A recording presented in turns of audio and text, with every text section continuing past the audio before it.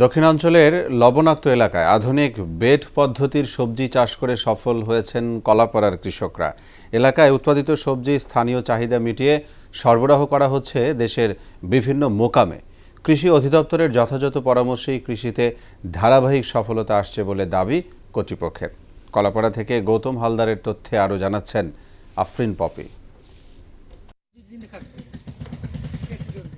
নোনা জল আর অনুর্বর জমিতে কাঙ্ক্ষিত ফসল পেতেন না উপকূলের কৃষকরা। তবে কৃষিতে আধুনিক পদ্ধতি প্রবর্তিত হয় এখন উচ্চ ফলন পাচ্ছেন তারা। উঁচু বেড পদ্ধতিতে করলা, লাউ, মরিচ সহ বিভিন্ন জাতের সবজি চাষে সফলতা পেয়েছেন দক্ষিণের জেলা পটুয়াখালীর কলাপাড়ার কৃষকরা। ইনশাআল্লাহ প্রশিক্ষণ পাইয়া ইসি প্রকল্পের প্রশিক্ষণ পাইয়া মাঠে কোদাল দিয়া বেড করে উঁচু করে আমরা বেটের আকারে সবজি লাগাই। বৃষ্টিতে ওই কোদালের মাটি সাহা মাটি ধোয় না আর আমার কিছু নষ্ট হয় না।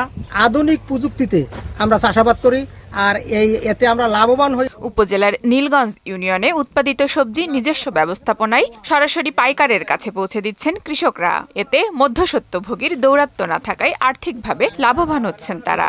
নীলগঞ্জ ইউনিয়নের কুমিরমারা গ্রামে যে এই করলা চাষ হয়, আমরা সব জমিতে আমরা করলা চাষ করি বর্ষার সিজনে। করলা খেতে আমাদের খরচা হয়েছে 5 লক্ষ টাকা। আশা করি আমরা 20 লক্ষ টাকা এই করলা আমাদের ক্ষেত থেকে 20 লক্ষ টাকা করলা বিক্রি করতে পারবো। উপজেলার কৃষকদের প্রশিক্ষণের মাধ্যমে সনাতন পদ্ধতির পরিবর্তে আধুনিক পদ্ধতির চাষাবাদে উদ্বুদ্ধ করায় এলাকার কৃষিতে বৈপ্লবিক পরিবর্তন এসেছে বলে দাবি এই কর্মকর্তার। পটুয়াখালী জেলার কলাপাড়া উপজেলাটি করলা চাষের ক্ষেত্রে খুবই সম্ভাবনাময়ী। পূর্বে আমাদের কৃষকরা সনাতন পদ্ধতিতে জাস্ট ঝুল টেনে তারা করলা চাষ করতো, কিন্তু বর্ষা আসলে পুরা গাছ টাছগুলো সব ওয়াশ আউট হয়ে যেত।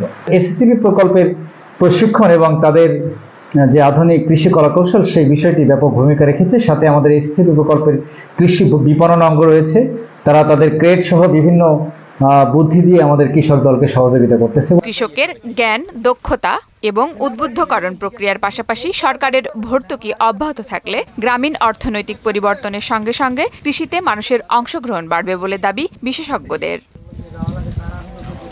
আফরিন পপি, মোহনা সংবাদ।